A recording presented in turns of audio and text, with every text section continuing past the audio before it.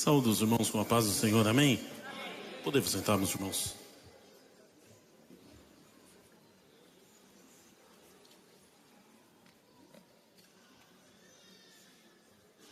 Meus irmãos, para nós é um motivo de muita alegria estarmos aqui. Queria imensamente agradecer ao pastor Josias. Trago também abraço do pastor Davi Fonseca, o irmão, também do pastor Leles, pastor Neto, o irmão. Um grande abraço. Também queria agradecer a cada um dos irmãos. Deixa eu colocar. Tá bom. Meus irmãos, um dos motivos pelo qual estamos aqui essa noite é também para honrar o pastor Eliabe. Irmãos, já era para nós termos vindo, ele fez aniversário o mês passado, mas eu acho que ele quis ficar em Brasília. Aí foi postergando. Então nós não poderíamos de maneira alguma passar a data do aniversário dele. Queria deixar um versículo para o pastor Eliabe. Pastor Eliabe, em Isaías capítulo de número 28, versículo de número 26, diz assim: o Senhor, seu Deus, é o que te instrui, e Ele te ensina e ensinará o caminho que você deve andar. Deus abençoe poderosamente por essa data. Que Deus continue te abençoando, te honrando, o irmão, sua família, cada vez mais. Já pedi para o Cleberson te dar o presente ali, a resposta de oração. Oh, maravilha. Daqui a pouco chega. E que Deus continue te abençoando poderosamente, meus irmãos. Meus irmãos, sem mais demora, abramos nossas Bíblias. O Evangelho segundo escreveu João. Evangelho segundo escreveu João, capítulo de número 19.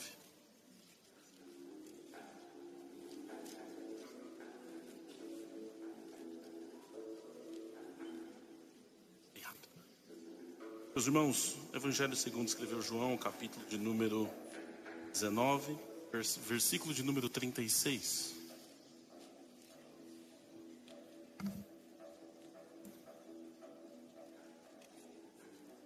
Estas coisas aconteceram, eu vou ler o que está na tela, porque isto aconteceu para que se cumprisse a Escritura. Vou ler novamente. Porque isto aconteceu para que se cumprisse as Escrituras. Algumas outras versões, como a minha, diz assim: porque todas essas coisas aconteceu para que se cumprisse as Escrituras. Até aqui. Meus irmãos, é um momento onde na Bíblia Jesus está crucificado. Os homens conseguiram pegar o nosso Jesus. Jesus andando aqui na terra, o verbo que se fez carne, que habitou entre nós, ele se fez carne, andando, sofrendo aquilo que nós sofremos, tendo passado por sede, diz a Bíblia, cansado, viveu como um homem que nunca pecou, mas um homem, e dentro de todo um plano estabelecido pelo Espírito Santo de Deus, ele continuou vivendo aqui na terra. Parece que o diabo chegou um momento onde olhou e falou: vou destruir, eu vou frustrar esses planos. Só que o próprio Jesus falou: para trás de mim, Satanás, porque não conheces o plano de Deus, mas conhece o dos homens. O diabo, ele conhece os planos dos homens. O diabo, ele tem uma familiaridade em frustrar os planos dos homens. Mas eu louvo a Deus, porque quando o Espírito de Deus olhou para você, olhou para mim e falou: eu tenho um plano, eu tenho um projeto, e esse projeto é meu. E o próprio Jesus falou: você, Satanás, não conhece os planos de Deus. O diabo fez de tudo para frustrar os planos de Deus, de Jesus aqui andando. O diabo fez de tudo, usou quem podia e quem não podia. Só que quando chegou na crucificação, quando chegou naquele momento final, diz a palavra do Senhor: tudo que aconteceu foi para se cumprir os planos de Deus. Se eu pudesse colocar um tema rápido para essa mensagem que eu quero tratar com os irmãos essa noite, o tema seria esse: nada e ninguém frustra os planos de Deus na tua vida. Quando o Espírito de Deus ele resolveu fazer uma criação aqui na terra, Gênesis capítulo de número 1, versículo de número 1. Se puder colocar na tela, por gentileza. Diz a palavra do Senhor: no princípio criou Deus os céus e a terra. Lá vai o Espírito de Deus olhando e falando: não, eu vou criar, eu vou fazer acontecer. E é interessante que no hebraico a palavra criar é bereshit, bereshit. E aí está conjugado, criou, que é do passado, é o bará, que é o bereshit. Criou, mas esse criou é uma coisa interessante, porque existem duas palavras que falam sobre criação. Uma é azá e a outra é bará, que é o bereshit. A palavra interessante que desse bereshit aí, de criou, o bereshit não é criar através de uma matéria-prima, não. O bereshit é fazer acontecer do inexistente. Da onde não existe, eu vou fazer acontecer. Da onde não tem, eu faço acontecer. Do inexplicável, não tem nada, não existe nada, mas ele foi lá e ele criou, ele fez acontecer.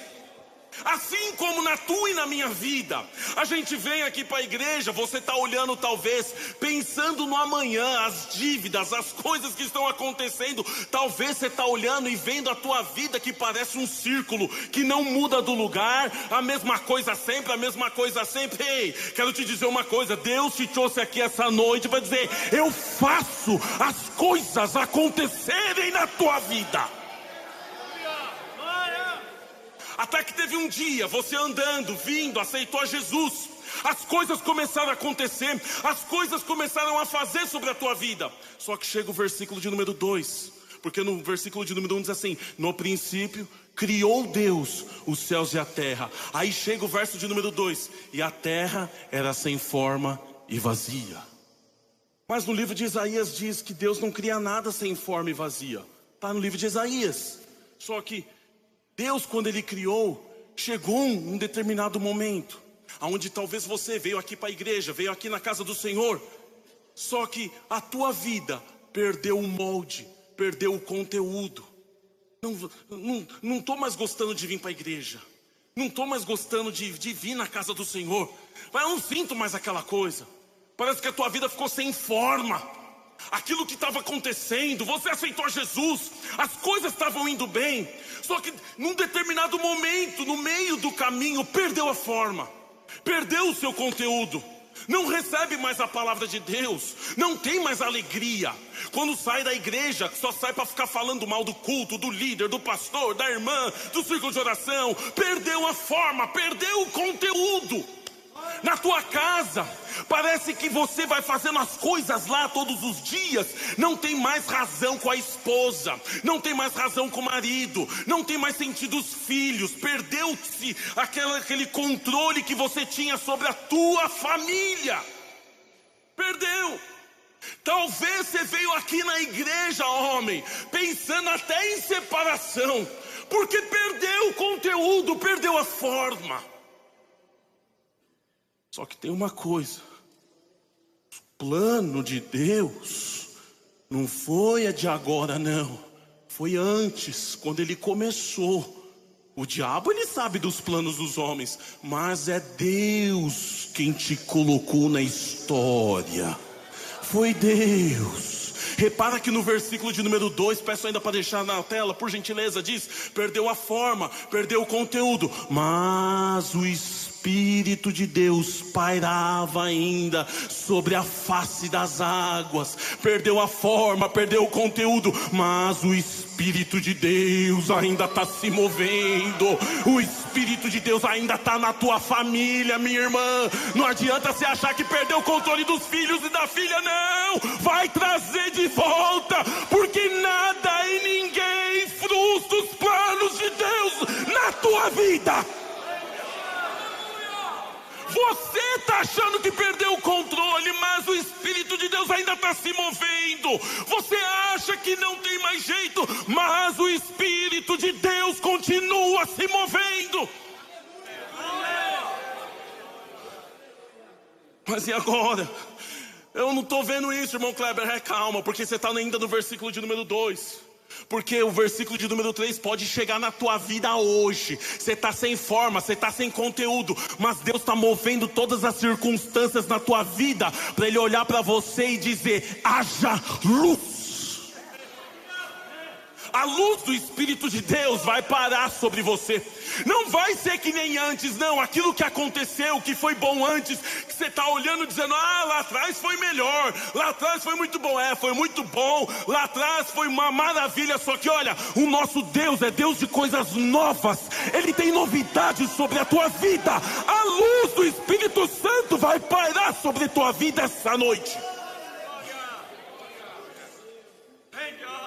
Acharam que ia destruir os planos de Deus na criação. Não, acharam nada.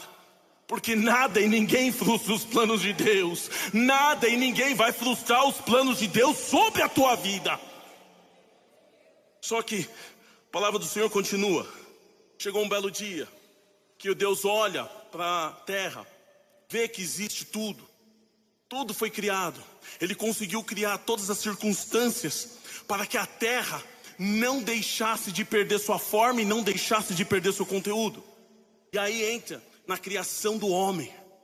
Deus ele vai lá e cria o homem do pó da terra. Gênesis capítulo de número 2. Não vou ler para nós podemos ganhar tempo. Ele olha para o homem e fala, não é bom que o homem esteja só. Vou fazer uma parceira, uma adjuntora. E ele cria a mulher. Só que chega um determinado momento, lá em Gênesis capítulo de número 3, versículo de número 9.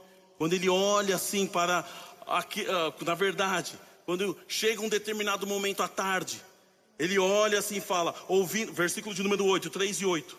Ouvindo o homem e sua mulher os passos do Senhor, que andava pelo jardim, que soprava a brisa do dia, esconderam-se da presença do Senhor diante as árvores. Mas o Senhor os chamou e perguntou, onde está? E ele respondeu, ouvi os teus passos no jardim e fiquei com medo, porque estava nu, por isso escondi.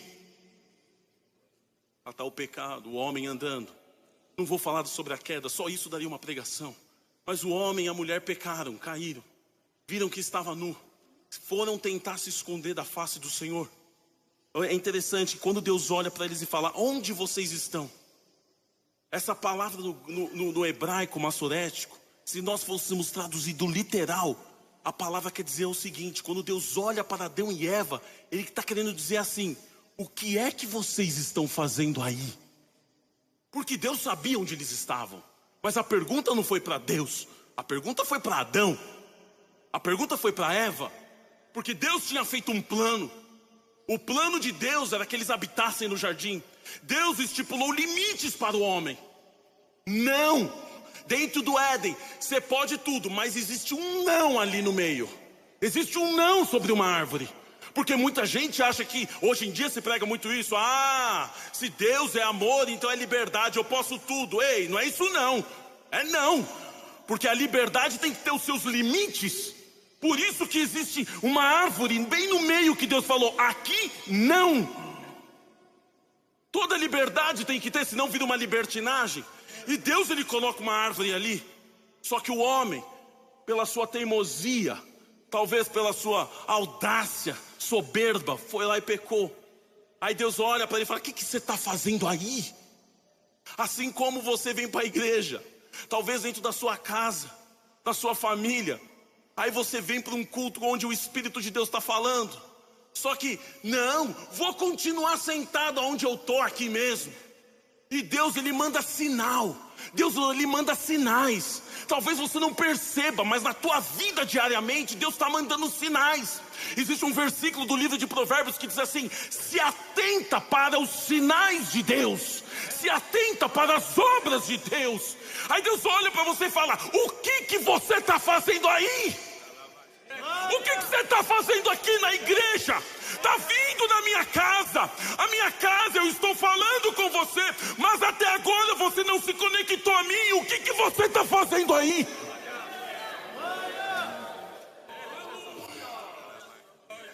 Deus ele chama. O Éden é isso, é o resgate. Ele chama o homem e fala, volta para cá. O homem tenta dar desculpas, tenta colocar uma folha para proteger a sua nudez, mas Deus olha e fala, não é com a tua mão que vai vir a salvação, é comigo, para que a glória não seja tua. O homem achou que ia conseguir, porque muitas vezes as coisas dão errado sobre a nossa vida, porque você e eu queremos dar um jeitinho para Deus. Não tem que dar jeitinho nada, tem que obedecer e ficar onde Deus se colocou, porque o plano é dele, não é teu.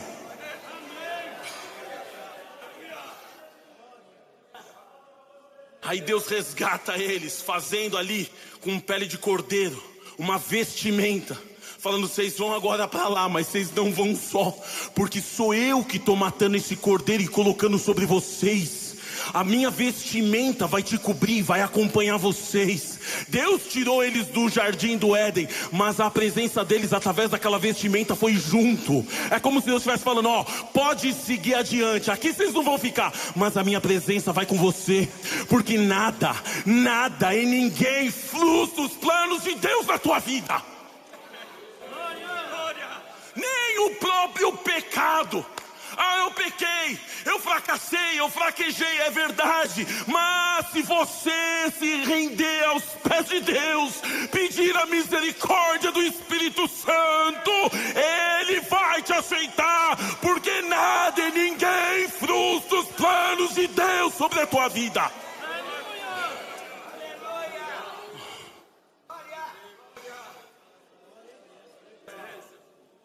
Aí Deus resolve fazer uma aliança. Primeiro ele vai lá e faz toda uma criação. Tenta fazer o seguinte: vou fazer agora os planos sobre o homem. O diabo tentou frustrar e não conseguiu, porque já estava traçado isso através dos séculos. Aí Deus olha e fala: vou fazer um plano com uma família. Ele chama Abraão e ele começa o plano. Só que quando ele promete a Abraão: sai da tua terra, sai do meio da tua parentela e vai, Abraão. E ele começa a ir. Só que chega um determinado momento aonde Abraão parece que não acredita muito. E aí ele vai lá, aceita o conselho de sua própria esposa, e ele tem um filho com Agar. Parece que os planos de Deus foram frustrados. Há quantos anos Deus me prometeu isso e não se realizou? Estou esquecido.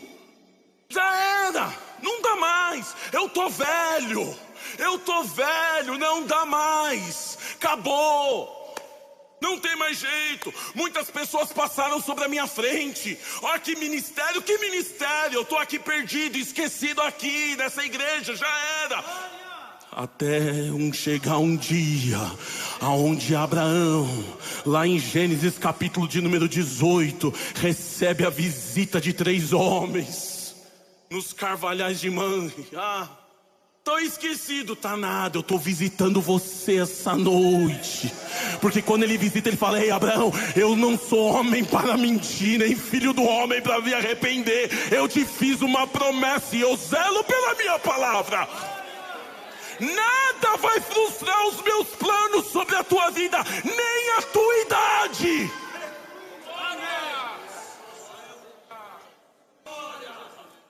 O que me encanta sobre essa passagem, quando Deus faz essa aliança com a família, que seria a família de Abraão, é porque quando a gente olha sobre a ótica, principalmente teológica, de Gênesis capítulo de número 12, que é a vida de Abraão, vamos colocar até o 18, a gente só olha para Abraão. Só que agora eu quero fazer um parênteses com os homens. Porque se a gente analisar exegeticamente sobre o capítulo de número 18, quando Abraão recebe os 3 homens, aqueles homens quando chegam nos carvalhais de Mamre e ele está lá, ele recebe, sabe que aqueles 3 homens, um é o Senhor, ele já fica preocupado, manda cozer aqui um animal, matar, fazer, vamos receber eles. Eles ficam quietos. Só que no primeiro momento que aqueles homens estão comendo junto com Abraão, estão sendo recepcionados por ele, a primeira palavra daqueles homens não é para Abraão. A primeira palavra daqueles homens não é para fortificar a fé de Abraão. Não é isso. É porque muitas vezes a gente fica até entre aspas, né, admirando muito Abraão, mas não. A primeira pergunta não é isso. A primeira pergunta deles é: onde está Sara? A resposta dele é Eia. Esse Eia no hebraico sabe o que quer dizer? Oxe. Uai pro mineiro. Uai, oxe. Como é isso? Perguntando da minha mulher. Detalhe, aqueles homens sabiam o nome da esposa de Abraão, o que não era comum para aquela época. porque já era divino.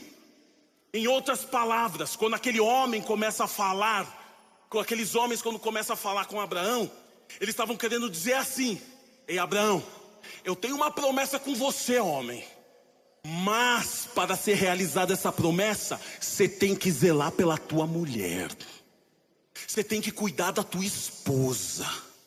Você não pode tratar sua mulher porque do jeito que você está tratando. Você não pode desmerecer a tua esposa.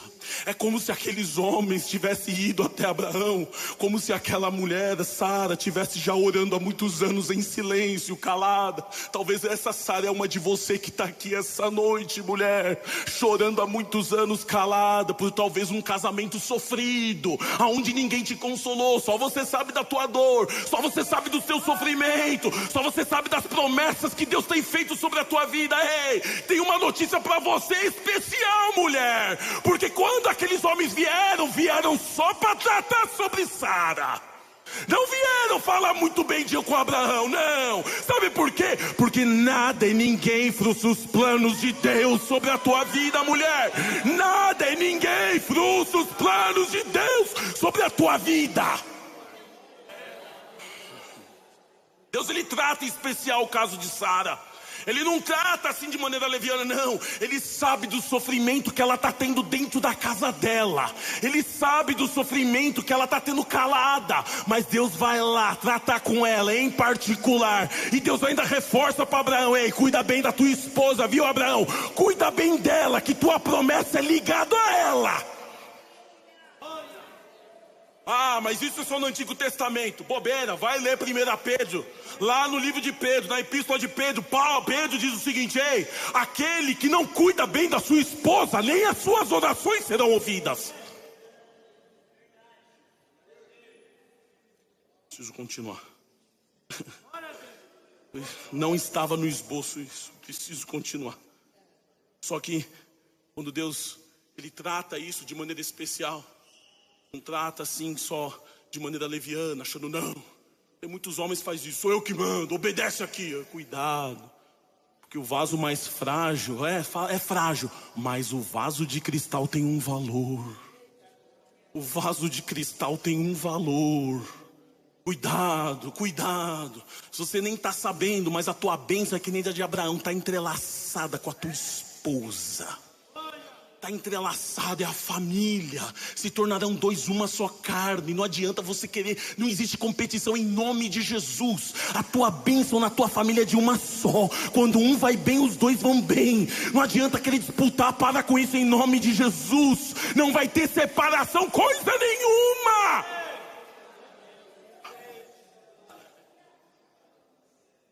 E aí os planos de Deus continuam. Só que agora, preciso avançar. Deus, ele faz agora um plano, ele olha e fala: uma família já deu, eu agora vou fazer um plano agora para todos que quiserem. Por 400 anos, aproximadamente, houve um silêncio na terra, onde ninguém falava mais, a gente não via mais profeta, não via manifestação de Deus. Só que chegou um determinado momento em que um homem, que ele e sua mulher não conseguiam ter filhos, na hora da oração, ele entrou no tabernáculo, Zacarias. Ele entrou no tabernáculo na hora da oração. Ei, minha irmã, meu irmão, nós temos que ter a hora da oração. E ele entra no tabernáculo. Quando ele entra, um anjo vem. Rompe-se o silêncio de toda uma humanidade. Ele promete ali, você vai ter um filho, o nome é João. Depois, o anjo vai lá e visita Maria. Aí do Espírito de Deus manda o verbo vivo aqui para nós. Ele habita entre nós, começa a andar. Jesus começa a andar sobre essa terra, começa a conversar com todo mundo, sentir as nossas dores, começa a sentir aquilo que nós estamos passando hoje. Aí de repente, ele escolhe 12 homens, 12 amigos, 12 companheiros, começa a andar com eles. Quem escolheu foi o próprio Jesus. Foi Jesus que escolheu. E ele fala isso ainda. Ele fala: não fostes vós que escolhestes a mim, mas fui eu que escolhi a vós. E eu ainda nomeei. E ele começa a andar. E começa a fazer umas coisas diferentes. começa a curar daqui, começa a sair sabedoria de lá, começa a fazer maravilha daqui. Os homens que andavam com ele começavam a perguntar: quem é esse homem? Olha só, o vento e o mar lhe obedecem. Quem é esse homem que está fazendo o paralítico andar? Quem é esse homem? Olha que sabedoria sai de sua boca. Quem é esse homem? Quem é esse homem? Até chegar um ponto onde Jesus olha e fala: eu vou responder. Vocês estão perguntando quem eu sou? Quem é você? Aí ele fala: eu sou o pão da vida. Eu sou o verbo vivo. Eu sou aquele que está contigo. Eu sou o Alfa e o Ômega. Eu sou a luz do mundo. Eu sou a estrela da manhã. Eu sou o teu amigo fiel. Eu sou aquele que vê as tuas lágrimas. Eu sou aquele que estou com você. Eu sou aquele que te levanto. Eu sou aquele que te tomo pela tua mão e fala: não temas que eu te ajudo. Eu sou aquele que estou contigo. Eu sou aquele que não te deixo. Eu sou aquele que estou aqui essa noite e falo para ti: nada e ninguém frustra os meus planos sobre a tua vida. Por todos os lados tentaram frustrar os planos. Mal sabiam eles que quanto mais caminhavam, mais era desenrolado os planos de Deus. Porque tudo que o diabo faz para querer frustrar, na verdade, ele está concluindo e está operando para que os planos de Deus se concretizem sobre a tua vida. Nada e ninguém há de frustrar os planos de Deus sobre a tua vida. Meus irmãos, com a orientação do pastor, fiquemos em pé.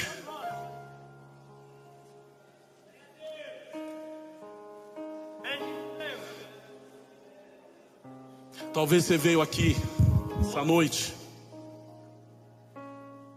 pensando em tanta coisa, mas como foi cantado, os planos de Deus são melhores que os meus. Talvez você olhou e falou: mas tudo foi mudado. Se Deus está mudando os planos da tua vida, é bênção. Agradeça, porque os planos de Deus não podem ser frustrados. Ninguém frustra os planos de Deus sobre a tua vida. Eu não sei se tem alguém aqui essa noite que ainda não aceitou a Jesus. Eu quero te fazer um convite. Vem até aqui à frente. Se você sentir de Deus e quiser entregar a sua vida nas mãos do Senhor, eu quero te fazer um convite. Venha. Eu quero orar por você essa noite. Ah, mas eu tenho vergonha. Não se preocupa com isso. Todos nós fomos lá na frente, viemos aqui, aceitamos a esse Jesus. Eu quero te fazer esse convite.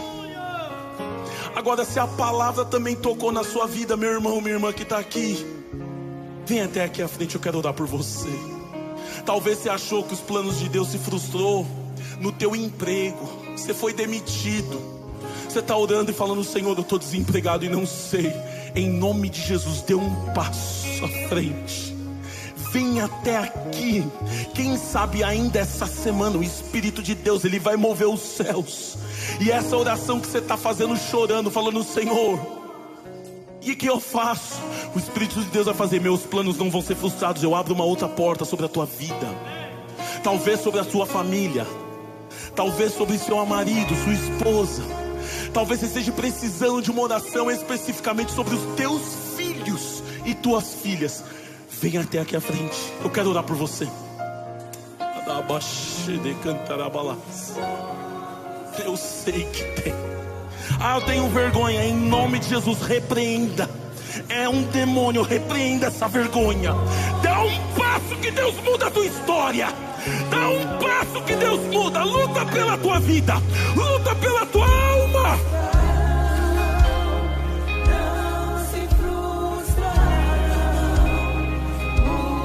Nada e ninguém frustra os planos de Deus. Os planos de Deus não serão frustrados sobre a tua vida.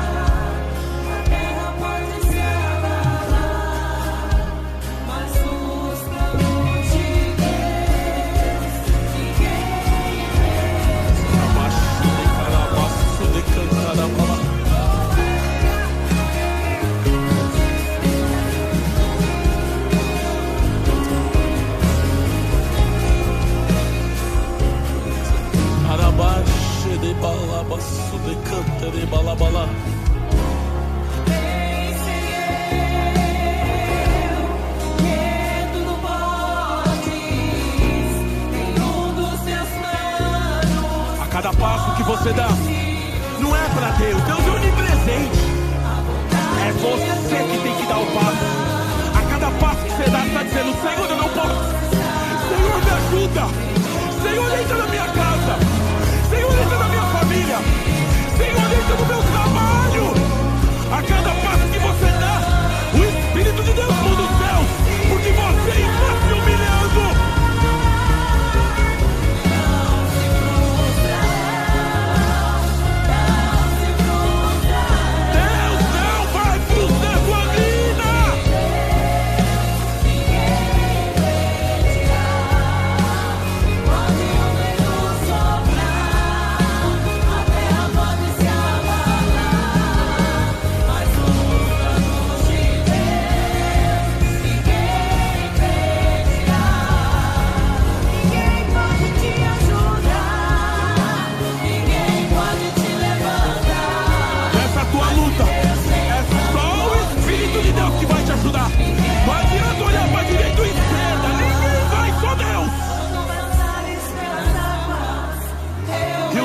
Não vai te deixar. O teu amigo fiel não vai te deixar. O grande eu sou, ele vai te socorrer.